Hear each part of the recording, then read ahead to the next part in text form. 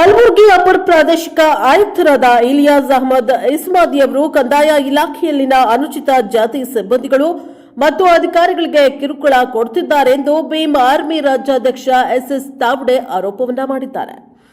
February 5ರಂದು ಮಧ್ಯಾಹ್ನ 12 ಗಂಟೆಗೆ ಕಲಬುರಗಿಯಲ್ಲಿ ಮಾತನಾಡಿದ ಅವರು, ಅಪರ ಪ್ರಾದೇಶಿಕ ಆಯುಕ್ತರು ಉದ್ದೇಶಪೂರ್ವಕವಾಗಿ ಅನುಚಿತ ಜಾತಿ ಸಿಬ್ಬಂದಿಗಳಿಗೆ ಅಧಿಕಾರಿಗಳಿಗೆ ಕಿರುಕುಳವನ್ನ ಕೊಡ್ತಾ ಇದ್ದು, ಈ ಬಗ್ಗೆ ತನಿಖೆಯನ್ನ ನಡೆಸಿ ಕ್ರಮ ತೆಗೆದುಕೊಳ್ಳಬೇಕು ಎಂದು ತಾವ್ಡೆ ಡಿಸಿಯವರಿಗೆ ಮನವಿಯನ್ನ ಮಾಡಿದ್ದಾರೆ.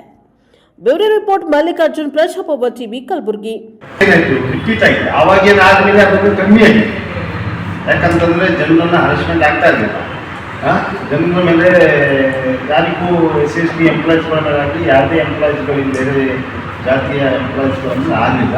ಮತ್ತೆ ಈಗ ಇತ್ತೀಚೆಗೆ 1 ವರ್ಷ ಮತ್ತೆ ಇದನ್ನು ಪ್ರಾರಂಭಗೊಂಡಿದೆ. ಮತ್ತೆ ಅವರನ್ನು ಎಲ್ಲ ಸಮಾಜದ ಮುಖ್ಯ ಅಧಿಕಾರಿಗಳಾಗಿ ಅವರದೇ ಆದಂಥ ಸಮಾಜದಲ್ಲಿ ಕೂರಿಸುವಂಥ ಕೆಲಸಗಳನ್ನು ಆಗ್ತಾ ಇದ್ದಾವೆ.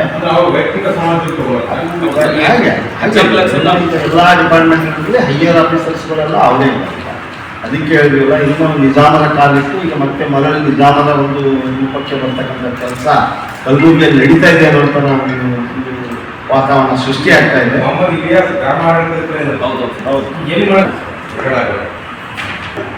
ಕ್ರಮವೂ ತಗೋಲಿಲ್ಲ.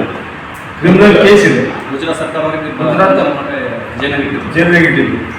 ಅದರ ವಿಚಾರಣೆ ಮಾಡೋದಿಲ್ಲ. ಮತ್ತೆ ಅದರದ್ದು ಏನು ಕಾರ್ಯರೂಪದಲ್ಲಿ ಬರಬೇಕಲ್ಲ, ಜನರಿಗೂ ಕೂಡ ಗೊತ್ತಾಗಬೇಕು.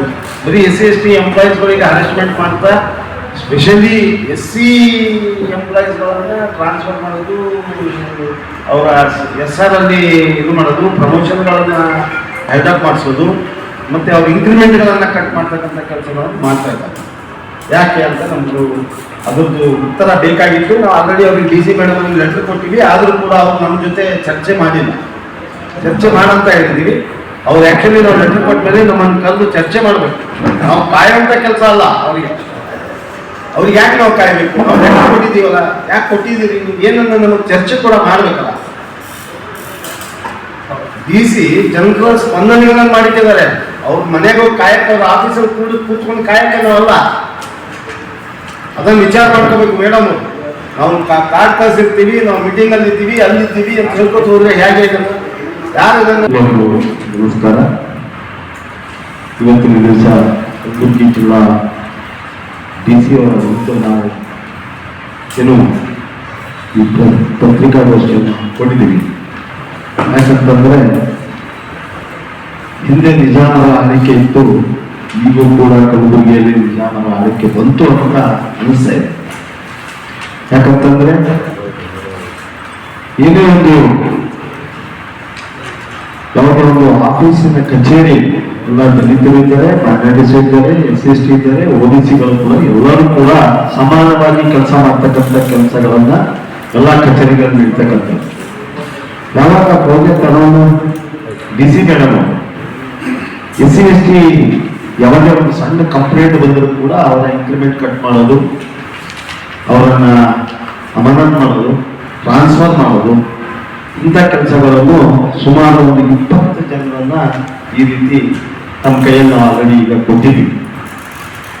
ಈಗಾಗಲೇ ಮೈನಾರಿಟಿಯಲ್ಲಿರ್ತಕ್ಕಂಥ ಆಫೀಸರ್ಸ್ಗಳ ಕ್ರಿಮಿನಲ್ ದಾಖಲೆಗಳಿದ್ದರೂ ಕೂಡ ಅವರ ಮೇಲೆ ಯಾವುದೇ ಕ್ರಮಗಳನ್ನು ತೆಗೆದುಕೊಂಡಿಲ್ಲ. ಯಾಕೆ ತೆಗೆದುಕೊಳ್ಬಾರ್ದು? ಜಾತಿ ತಾರತಮ್ಯ ಮಾಡ್ತಾ ಇದ್ದೀರಾ? ಇದು ಸರಿ ಅಲ್ವಲ್ಲ? ಇದು ಪ್ರಜಾಪ್ರಭುತ್ವ. ಡಾಕ್ಟರ್ ಬಾಬಾ ಸಾಹೇಬ್ ಅಂಬೇಡ್ಕರ್ ಕೊಟ್ಟಿರ್ತಕ್ಕಂಥ ಸಮಾನವಾದ ಹಕ್ಕು ನಿಮಗೂ ಕೂಡ ಇದೆ, ಎಲ್ಲ ಸಮಾಜದವರಿಗೂ ಇದೆ. ಆ ಸಮಾಜವನ್ನು ಬಿಟ್ಟು ನೀವು ನಮ್ಮ SC ಸಮುದಾಯದವರಿಗೆ ಕಿರುಕುಳವನ್ನು ಕೊಡ್ತಕ್ಕಂಥ ಕೆಲಸಗಳನ್ನು DC ಅವರು ಮಾಡ್ತಾ ಇದ್ದಾರೆ. ಹಾಗಾಗಿ ಈಗಾಗಲೇ ತಮ್ಮ ಕೈಯಲ್ಲಿ ನಾವು ಪತ್ರಿಕಾಗೋಷ್ಠಿಯ ಲೆಟರ್ಗಳನ್ನು ತಮಗೆ ಕೊಟ್ಟಿದ್ದೀವಿ. ಅಷ್ಟೊಂದು ಪತ್ರವನ್ನು ನಾವೇನು ಬರ್ದಿದ್ದೀವಿ ಅಷ್ಟೆಲ್ಲ ಓದೋಕ್ಕೂ ಕಷ್ಟ ಆಗುತ್ತೆ, ತುಂಬಾ ಟೈಮ್ ಹೋಗುತ್ತೆ. ಹಾಗಾಗಿ ತಾವುಗಳು ಕೂಡ ಅದನ್ನ ಸಸ್ಪೆಂಡ್ ಮಾಡ್ತಾ ಇದ್ದೀರಿ, ಟ್ರಾನ್ಸ್ಫರ್ ಮಾಡ್ತಾ ಇದ್ದೀರಿ. ಯಾವುದೇ ವಿನಾಕಾರಣಕ್ಕೆ ಇನ್ನೂ 2 ವರ್ಷ ಆಗಿಲ್ಲ, ಪಾಪ ಅವ್ರು ರಿಟೈರ್ಮೆಂಟ್ ಆಗಕ್ಕೆ ಬಂದವರಿಗೆ ನಿನ್ನ ರಿಟೈರ್ಮೆಂಟ್ ಆಗಕ್ಕೆ ಬಿಡೋದಿಲ್ಲ ಅನ್ನೋದಕ್ಕೆ ಇನ್ಕ್ರಿಮೆಂಟ್ ಕಟ್ ಮಾಡೋದು, ಏನೋ ಒಂದು ಪ್ರಮೋಷನ್ಗಳಿಗೆ ಒಂದು ಕಪ್ಪು ಚಿಕ್ಕೆಗಳನ್ನು ಹಾಕಿ SR ಅಲ್ಲಿ ತಿಳಿಸುವಂತ ಕೆಲಸಗಳನ್ನು ಇವತ್ತು ಆಗ್ತಾ ಇದ್ದಾವೆ. ದಯಮಾಡಿ ನಾವು ಮೇಡಮ್ ಅವರಿಗೆ ಬಂದು ವಿನಂತಿಸ್ಕೊಳ್ತೀವಿ, ಯಾರನ್ನ ನೀವು ಎಲ್ಲರೂ ಸಮಾನವಾಗಿ ಇರ್ತಕ್ಕಂಥ ಕಲಬುರಗಿದ್ದಲ್ಲಿ ನಾವು ಬರೀ ಸಮಾಜದವರು ನಿಮ್ಮಲ್ಲಿ ಇಟ್ಕೋಬೇಕು, ಸಮಾಜದವರಿಗೆ ನೀವು ನಡೆಸ್ಕೋಬೇಕು ಅನ್ನೋದು ಇದು ತಪ್ಪು. ಇದನ್ನು ನೀವು ಮತ್ತಾಗ್ಬಿಡಿ. ದಯಮಾಡಿ ನಾವೆಲ್ಲ ನಮ್ಮ ಎಲ್ಲ MLA-ಗಳು ಕೂಡ ಅದೇ ಹೇಳ್ತೀವಿ, ದಯಮಾಡಿ ಇದ್ರ ಮೇಲೆ ಗಮನ ಹರಿಸ್ಬೇಕು. ಮತ್ತೆ ಉಸ್ತುವಾರಿ ಸಚಿವರಿಗೂ ಹೇಳ್ತಾ ಇದ್ದೀವಿ, ಅವರು ಕೂಡ ಇದನ್ನು ಗಮನ ಹರಿಸ್ಬೇಕು. ಈಗಾಗಲೇ ಉಸ್ತುವಾರಿ ಸಚಿವರಿಗೆ ಬೇಕು, CM ಅವ್ರಿಗೆ ಬೇಕು, ಎಲ್ಲರಿಗೂ ಲೆಟರ್ ಕೊಟ್ಟಾಗಿದೆ. ಆದರೂ ಕೂಡ ಇದರ ಒಂದು ಕಾರ್ಯಾಚರಣೆ ಮಾಡ್ತಾ ಇಲ್ಲ. ಅವರನ್ನು ಏನು ಮೈನಾರಿಟೀಸ್ ಅಧಿಕಾರಿಗಳಿದ್ದಾರೆ ಅವರ ಮೇಲೆ ಕ್ರಮಗಳನ್ನು ತೆಗೆದುಕೊಳ್ಳಲ್ಲ. ಹೀಗೆ ಒಬ್ಬ ಕ್ರಿಮಿನಲ್ ಯಾರು ಕ್ರಿಮಿನಲ್ ದಾಖಲೆ ಇದ್ದರೂ ಕೂಡ ಅವನ ಮೇಲೆ ಕ್ರಮ, ಅವನು ರಿಟೈರ್ಡ್ ಆಗೋದ, ಅವನು ಸುಮಾರು ಒಂದು 2 ಕೋಟಿ ಹಗರಣ ಇದೆ. ಆ ಒಂದು ರಿಟೈರ್ಡ್ ಆಗೋದ್ರು ಕೂಡ ಅವನ ಮೇಲೆ ಕ್ರಮ ತಗೊಂಡಿಲ್ಲ. ಅವನು ಈಗ